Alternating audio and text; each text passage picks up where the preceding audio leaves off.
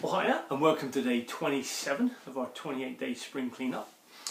Now, today we're going to talk about NLP, Neuro-Linguistic Programming, which is just a flashy kind of name of saying brain training, okay? And if we take feelings, they become thoughts, they become words, they become actions, and then we end up with habits. Feelings, thoughts, words, actions, habits. And we can make that a negative feeling, negative thought, negative word, negative action, negative habit. Or a positive feeling to thought, to word, to action, to habit. Now we can kind of break in anywhere and look, the arrows go that way and they go that way. So this is all about brain training.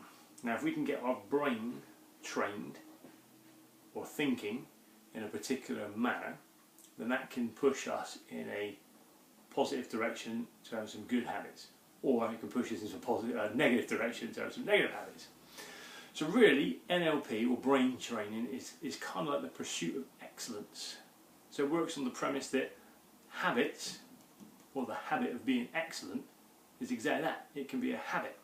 So whatever your goals, aims, objectives are, you can be excellent at them if that's what you make your habitual way of doing it. So we're going to use like a sports person as an example. Alright, so a really good tennis player becomes a really good tennis player because they get in the habit of playing really good tennis. So they've made the decision at an intellectual level that I'm quite good at this game, so I'm going to really pursue it to the point of excellence. The feelings of playing excellent tennis is euphoria, but what can you do? Well, you can make a statement. I'm going to become an excellent tennis player. My actions can then support that, and then my habit becomes the excellent tennis player. So how can they do that? Well, first of all, you could start reading a book on how to be an excellent tennis player. You could watch YouTube videos of how to be an excellent tennis player.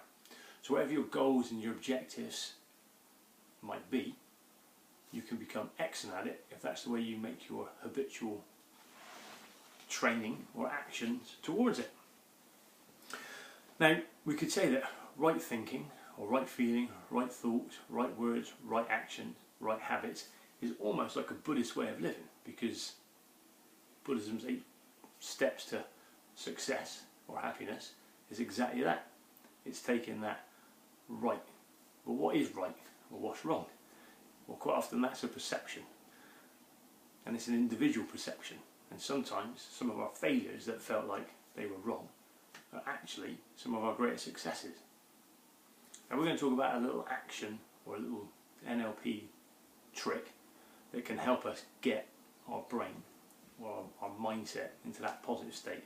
This is called anchoring, and this works on the idea that all of us at some point of our lives, might have been when we were at school, might have been when we were teenagers, could be in our early lives, could be last week, have done something that is excellent. Everyone applauds you. You get a recommendation from your boss, you get a comment from someone that you didn't really expect, because what you've done is excellent. And what we do is we use that as an anchor point, so that when we are feeling despondent or we're feeling like a bit of a failure, we can do something to anchor ourselves back to that state. So the ones I do is I clench my fist. Now, I'll tell you a quick story. When I was growing up, I had a great fear of public speaking, but I wanted to face that fear and get over it anyway. So I was in a church environment, and I got up onto the altar and I did one of the readings, and there was several hundred people there, and I was absolutely petrified.